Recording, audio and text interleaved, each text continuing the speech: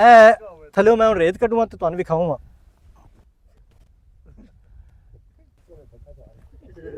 सिन्नी रेत सारी ठीक है। तो आ वेख लो 5 फुट तो मेरा भी कद है 5.5 फुट तो 4 फुट तक मुकम्मल 4.5 फुट तक रेत आई पी। अजे मजीद थल्ले रेत है, अजे वो जमीन नहीं आई जिथे मुंजी लगी सी। ना तुहाडे नाल मजाक मैं ट्रैक्टर कोई नहीं वो करते नहीं यकीयां। असी वेने जलील हो गए, आ टोए कड्डे पे ने वड्डे ते जलील हो गए, ओ टोए कड्डे पे ने, आ कईयां फुद्दी दे वेख लैणो, बेलचे वेख लैणो, आ हुक्का वेख लैणो। ਅਸੀਂ ਏਡੇ ਵੇਲੇ ਆ एड्डे वेले पैस दौर ही कोई नहीं। ਤੇ ਉਹ ਸ਼ਹਿਰਾ ਦਾ ਇਲਾਕਾ ਬਣਿਆ ਖੜਾ। शराह दा इलाका वेख लै हां जी जिवें जिवें लईया दे इत्थे टिब्बे ने रेगिस्तानी इलाका बन गई। आ जलील हो गए आ असी इत्थे क्रेन आउंदी कोई नहीं। असी अपनी मदद आप दे तहत लगे हाँ। वड्डे ते जलील हो गए सन कोई निशानदेही नहीं इत्थों मालूम होई भाई इत्थे है या इत्थे नहीं। ते अपना हुक्का शुक्का नाल आंदा है और ड्रमी पानी वाली नाल आंदी है। रोटियां जाके घरों शामी खानियां सवेरे खा के ਜਦੋਂ ਨਿਕਲੇ ਜਿਹੜੇ ਉਹ ਕਰਦੇ ਨੇ ਮਜ਼ਾਕ ਉਹਨਾਂ ਨੇ ਵਿਖਾਵਾਂਗੇ ਆ ਤੁਹਾਡੇ ਬਾਪੂ ਅਸਾਂ ਕੱਢ ਲਏ ਨੇ ਤੁਸੀਂ ਮਜ਼ਾਕ ਕਿਉਂ ਕਰਦੇ ਹੋ ਸਾਡੇ ਨਾਲ। ਅਸੀਂ ਜ਼ਰੀਲ ਲੱਗੇ ਹੋਏ ਪਏ ਤੀਲੇ ਉੱਤੋਂ ਦਿੰਦੇ ਨਹੀਂ ਆਈ ਸਮਝ। ਤੇ ਚਲੋ ਠੀਕ ਹੋ ਗਿਆ ਜੀ ਮਿਹਰਬਾਨੀ। ਬੰਦੇ ਦੀ ਜੱਗ ਬੰਦਾ ਕੱਢ ਕੇ ਰੱਖਿਆ ਹਾਂਜੀ ਆਹ ਕੋਈ ਸੁਣਾਇਆ ਕਿਤੇ ਹੋ ਜੱਗ ਕੱਢ ਲੈ ਲੋ ਚਾਚਾ ਜੀ ਇੱਥੇ ਬਹੁਤ ਸਾਰੇ ਲੋਕ ਜਿਹੜੇ ਨਾ ਸਾਡੀ ਵੀਡੀਓ ਦੇ ਥੱਲੇ ਕਮੈਂਟ ਕਰਦੇ ਨੇ ਕਿ ਇੱਥੇ ਟਰੈਕਟਰ ਕੋਈ ਨਹੀਂ, ਤੁਸੀਂ ਐਵੇਂ ਪ੍ਰੋਪਗੈਂਡਾ ਕਰ ਰਹੇ ਹੋ। ਤੇ ਪਹਿਲੇ ਬਾਈ ਇਫਤਖਾਰ ਨਾਲ ਅਸੀਂ ਕਾਫੀ ਵੀਡੀਓ ਬਣਾਈਆਂ ਨੇ ਤੇ ਤੁਸੀਂ ਇੱਥੇ ਮੌਕੇ ਤੇ ਮੌਜੂਦ ਹੋ, ਕੀ ਸੂਰਤ ਹਾਲ ਹੈ? ਇਹ ਤਜੇਸ ਵੀ ਕੀਤੀ ਨਾ ਉਸ ਕੀਤੀ ਹੈ ਜ਼ਿਆਰਤੀ ਤੇ ਨਜਾਇਜ਼ ਕੀਤੀ ਹੈ। ਹਾਂਜੀ ਅਸਾਂ ਫੀਸ ਬਿਲ ਲਾਣਾ ਖੁਦਾ ਤਰਸੀ ਕਰਕੇ ਸਮਾਨ ਸਾਰਿਆਂ ਦਾ ਕੱਢਿਆ, ਬੰਦੇ ਕੱਢੇ ਨੇ ਜੀ ਹਾਂ ਠੀਕ ਹੈ। ਅਸਾਂ ਕਿਸੇ ਬੰਦੇ ਕੋ 5 ਰੁਪਏ ਛੱਡ ਕੇ ਤੇਲ ਵੀ ਤੱਕ ਵੀ ਨਹੀਂ ਲਿਆ। ਸਹੀ ਹੈ। ਉਸ ਦੌਰਾਨ ਕੰਮ ਹੀ ਇੱਥੇ ਇੰਦਾ ਬਣ ਗਿਆ ਸੀ ਅਸੀਂ ਆਪਣੀ ਸਮਾਨ ਮਾਲ ਡੰਗਰ ਉਹਦੀ ਨਹੀਂ ਸੋਚੀ। ਹਰ ਬੰਦਾ ਖੁਦਾ ਦਾ ਵਾਸਤਾ ਤੇ ਤਰਲੇ ਤੇ ਮਿੰਤਾ ਕਰਦਾ ਸੀ। ਇੰਨਾ ਕੋ ਬੰਦਾ ਦਿਲ ਬੇੜੀ ਤੇ ਬੈਠਿਆ ਮਜਬੂਰ ਇੰਨੇ ਕੋ ਹੋ ਗਿਆ ਸੀ।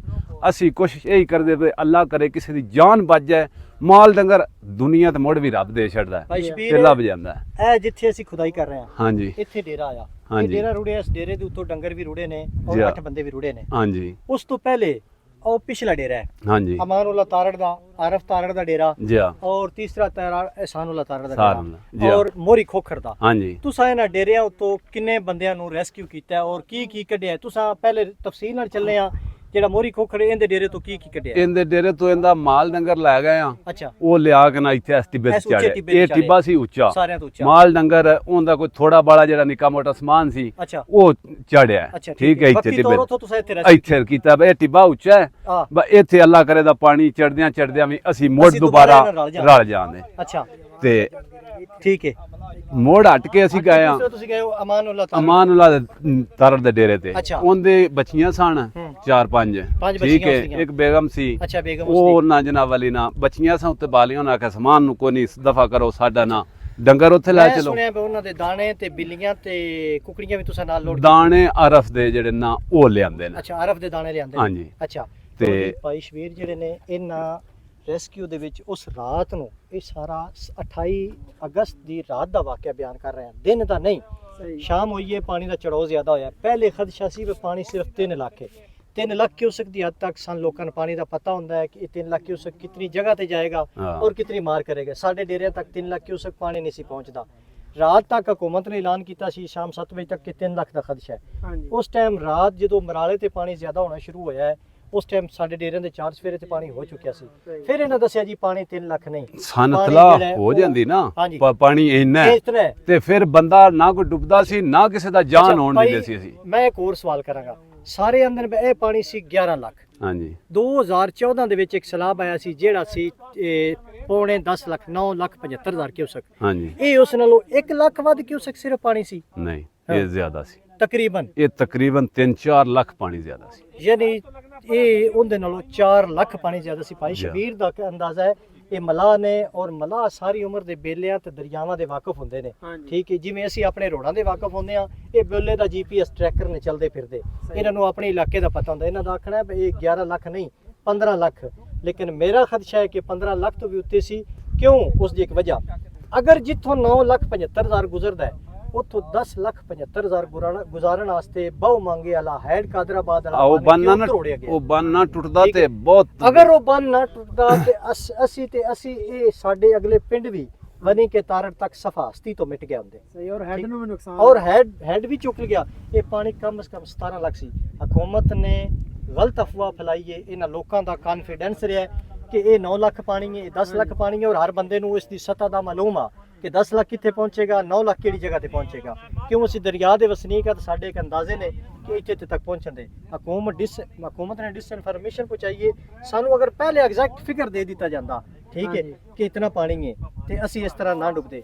ਭਾਈ ਸ਼ਬੀਰ ਦੀ ਗੱਲ ਕਰ ਰਹੇ ਸੋ, ਜਲਾਲਪੁਰ ਪੀਰ ਵਾਲੇ ਦੀ ਖਬਰ ਸੀ ਕਿ ਇੱਕ ਬੱਚੀ ਔਰ ਮਾਂ ਉਸ ਦੀ ਫੈਮਿਲੀ ਸੀ, 10,000 ਰੁਪਈਆ ਉਹਨਾਂ ਕੋਲ ਘੱਟ ਸੀ ਤੇ ਮਲਾਹ ਨੇ ਕਿਹਾ ਮੈਂ 10,000 ਰੁਪਈਆ ਲਵਾਂਗਾ ਇਸ ਬੱਚੀ ਨੂੰ ਤਾਂ ਰੈਸਕਿਊ ਕਰਾਂਗਾ ਨਾਲ। ਉਹਨੇ ਕਿਹਾ ਜੀ ਮੇਰੇ ਕੋਲ 10,000 ਰੁਪਈਆ ਨਹੀਂ। ਉਹ ਮਾਂ ਵੀ ਬੱਚੀ ਦੇ ਨਾਲ ਰੁਕ ਗਈ ਹੈ। ਮਾਂ ਨੂੰ ਪਿਆਰ ਸੀ ਆਪਣੀ ਬੱਚੀ ਦੇ ਨਾਲ। ਹਾਂਜੀ, ਉਸ ਨੇ ਕਿਹਾ ਜੀ ਮੈਂ ਬਿਲਕੁਲ ਵੀ ਨਹੀਂ ਜਾਵਾਂਗੀ ਜਿਤਨੀ ਦੇਰ ਤੱਕ ਮੇਰੇ ਬੱਚੇ ਨੂੰ ਰੈਸਕਿਊ ਨਹੀਂ ਕੀਤਾ ਜਾਏਗਾ।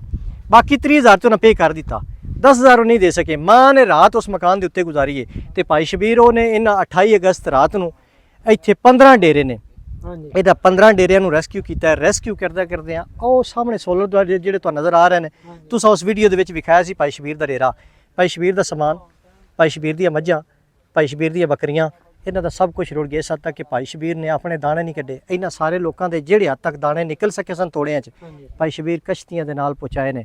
ਹੁਣ ਗੁਜ਼ਾਰਿਸ਼ ਹੈ ਵੇ ਸਾਡੇ ਓਵਰਸੀਜ਼ ਪਾਕਿਸਤਾਨੀ ਭਰਾਵਾਂ ਅੱਗੇ ਜਾਂ ਦੂਸਰੇ ਜਿੰਨੇ ਵੀ ਭਾਈ ਨੇ ਕਿ ਇਹ ਬੰਦਾ ਜਿਹੜਾ ਬੜਾ ਮਾੜਾ ਹੈ।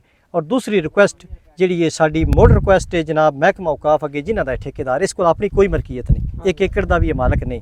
ਇਸ ਠੇਕੇ ਤੇ ਜ਼ਮੀਨ ਲਈ ਸੀ ਕਿ ਬਰਾਏ ਮਿਹਰਬਾਨੀ ਇਹੋ ਜਿਹੇ ਬੰਦਿਆਂ ਦੀ ਇਮਦਾਦ ਕਰੋ ਪਹੁੰਚ ਕੇ, ਜਿੰਨਾ ਆਪਣਾ ਤੇ ਨਾ ਘਰ ਬਚਿਆ ਤੇ ਨਾ ਬਾਹਰ ਬਚਿਆ। ਹੁਣ ਇਹ ਕਿਸੇ ਦੇ ਮਕਾਨ ਮੰਗ ਕੇ ਦੇ ਵਿੱਚ ਬੈਠਾ ਹੈ ਤੇ ਇਹ ਵੇਖੋ ਇਹਨੂੰ ਆਵਾਮ ਦੇ ਨਾਲ ਪਿਆਰ ਇਹਨਾਂ। ਮੈਂ ਅੱਜ ਆਇਆ ਤੇ ਮੈਨੂੰ ਇਹਨੇ ਕਾਲ ਕੀਤੀ ਹੈ ਕਿ ਭਾਈ ਇਫਤਖਾਰ ਕਦੋਂ ਤੁਸੀਂ ਆਉਣਾ ਮੇਲੇ, ਠੀਕ ਹੈ, ਤੇ ਮੈਂ ਤੁਹਾਡੇ ਨਾਲ ਆਵਾਂਗਾ, ਤੁਹਾਡੀ ਹੈਲਪ ਕਰਾਂਗਾ।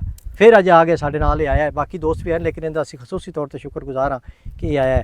ਦੋਸਤਾਂ ਅੱਗੇ ਗੁਜ਼ਾਰਿਸ਼ ਹੈ ਕਿ ਇਸ ਦੀ ਲਾਜ਼ਮੀ ਜਿਤਨੀ ਹੋ ਸਕਦੀ ਹੋ ਅਸਾਂ ਆਪਣੇ ਤੌਰ ਤੇ ਵੀ ਕੀਤੀ ਹੈ ਇਮਦਾਦ, ਜਿਤਨੀ ਅਸੀਂ ਕਰ ਸਕਨੇ ਹਾਂ ਜਾਂ ਜਿਤਨੀ ਸਾਡੇ ਕੋਲ ਮੁਮਕਿਨ ਹੈ। ਤੁਸੀਂ ਭਾਈ ਸ਼ਬੀਰ ਦੀ ਲਾਜ਼ਮੀ ਇਮਦਾਦ ਕਰੋ। ਭਾਈ ਸ਼ਬੀਰ ਦਾ ਆਪਣਾ ਨੰਬਰ ਜਿਹੜਾ ਤੁਹਾਡਾ ਸ਼ੇਅਰ ਕਰ ਦਿੰਦੇ ਹਾਂ। ਭਾਈ ਸ਼ਬੀਰ ਆਪਣਾ ਨੰਬਰ ਦੱਸੋ।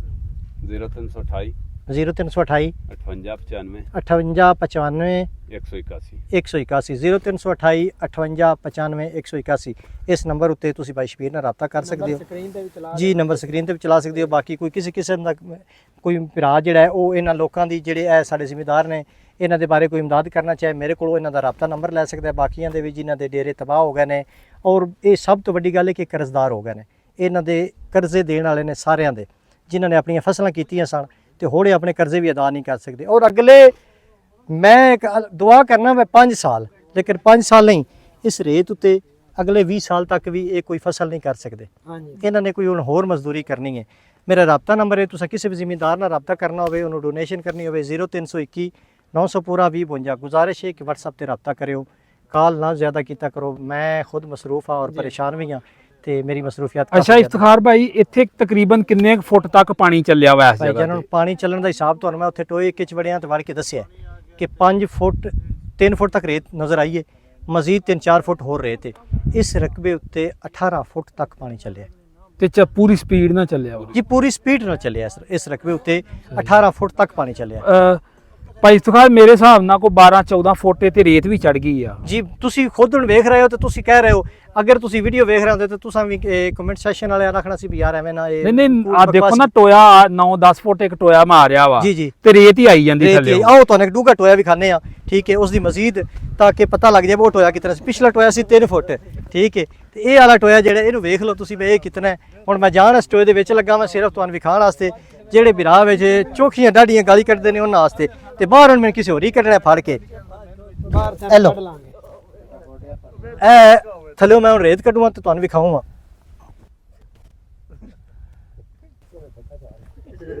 ਐਸੀ ਨਹੀਂ ਰੇਤ ਸਾਰੀ, ਠੀਕ ਹੈ, ਤੇ ਆ ਵੇਖ ਲਓ 5 ਫੁੱਟ ਤੇ ਮੇਰਾ ਵੀ ਕੱਦ ਹੈ 5.5 ਫੁੱਟ ਤੇ 4 ਫੁੱਟ ਤੱਕ ਇਹ ਮੁਕੰਮਲ 4.5 ਫੁੱਟ ਤੱਕ ਰੇਤ ਆਈ ਪਈ ਤੇ ਅਜੇ ਮਜ਼ੀਦ ਥੱਲੇ ਰੇਤ ਹੈ। ਅਜੇ ਉਹ ਜ਼ਮੀਨ ਨਹੀਂ ਆਈ ਜਿੱਥੇ ਮੁੰਜੀ ਲੱਗੀ ਸੀ, ਸਹੀ, ਠੀਕ ਹੈ, ਇਸ ਦੇ ਵਿੱਚ ਮੁੰਜੀ ਲੱਗੀ ਸੀ। ਆ ਵੀ ਕੈਸਰ ਹੱਥ ਫੜਾ। ਲਓ ਜੀ ਦੋਸਤੋ, ਤੂੰ ਅੱਜ ਡਰ ਗਿਆ? ਤੁਹਾਡੇ ਸਾਹਮਣੇ ਆ, ਦੇਖ ਸਕਦੇ ਤੁਸੀਂ। ਚਲੋ ਜੀ ਚਲੀਏ, ਚੁੱਕੋ ਅਰਸ਼। ਬਾਕੀ ਜੀ ਹੁਣ